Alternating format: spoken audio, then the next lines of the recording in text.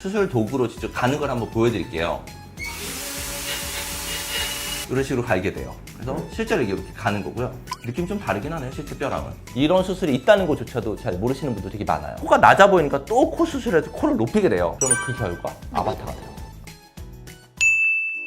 안녕하세요. 그랜드 성형외과 대표원장 이수환입니다. 보통 이제 요즘은 수술을 워낙 많이 하셔서 쌍꺼풀 수술, 코 수술, 뭐 광대, 턱 수술 이런 수술 되게 보편화돼서 수술에 대해서 좀 자유롭게 얘기하고 너무 수술했니 뭐 이런 얘기도 되게 많이 하시는데 되게 생소한 수술들도 많아요.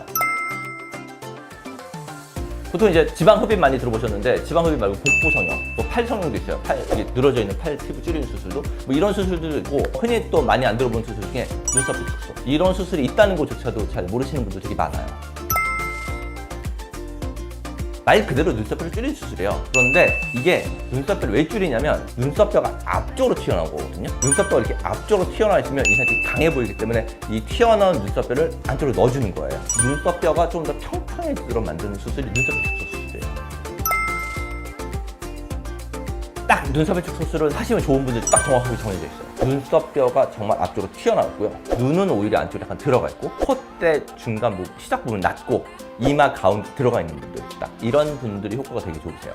이런 분들이 제일 먼저 하시는 수술은 콧대를 수술을 해요. 두 번째로 보통 이마 가운데 있는 지방 이식을 해요. 그러면 전체적으로 이마가 좀 더 봉긋해지기 때문에 여성스러운 인상을 기대를 하고 수술을 하는 건데 실제로는 눈썹뼈의 베이스라인이 높고 거기에 지방 이식을 더 채우다 보니까 오히려 이마가 더 많이 튀어나와요. 오히려 그로 인해서 콧대가 더 낮아 보이죠. 그러면 코가 낮아 보이니까 또 코 수술해서 코를 높이게 돼요. 그러면 그 결과 아바타가 돼요.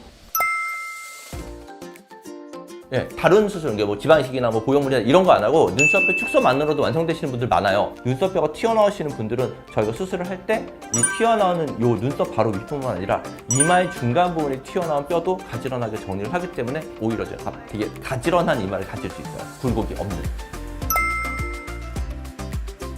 실제로 트랜스젠더 분들이 어마어마하게 많이 하는 수술이에요. 외국에서도 그렇고 우리나라도 그렇고. 외국에서는 굉장히 많이 하는 수술이에요. 그런데 우리나라에서는 이 수술이 있는지를 잘 모르고 해서 잘 안 하는 수술이죠. 트랜스젠더 본인이 성전환을 원하는 분들이면 광대나 사각턱 수술을 다 하더라도 이 눈썹뼈 때문에 남성적인 느낌이 나기 때문에 눈썹뼈를 줄이게 되면 훨씬 더 여성스러운 느낌이 들죠. 트랜스젠더는 굉장히 이 수술에 적합한 분들이에요.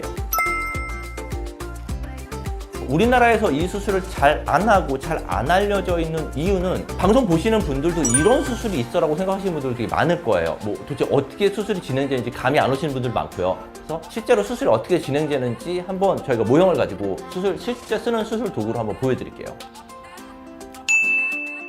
실제로 지금 수술을 할 때 가장 튀어나온 부분이 이 부분이거든요. 이 부분, 튀어나온 부분을 수술 도구로 직접 가는 걸 한번 보여드릴게요. 실제로 지금 이게 수술할 때 쓰는 도구고요. 수술을 할 때는 실제로 이 부분을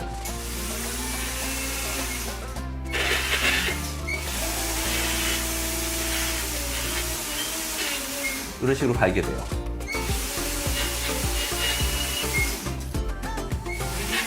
보이시나요? 갈아지는 게? 이렇게 갈게 되는 거예요. 수술을 해서 이 부분을 갈면서 여기를 미끈하게 굴곡이 없게 만드는 거예요. 주로 많이 가는 부위가 이제 이 부위와 이 센터 부위를 많이 갈아요. 그래서 실제로 이게 이렇게 가는 거고요.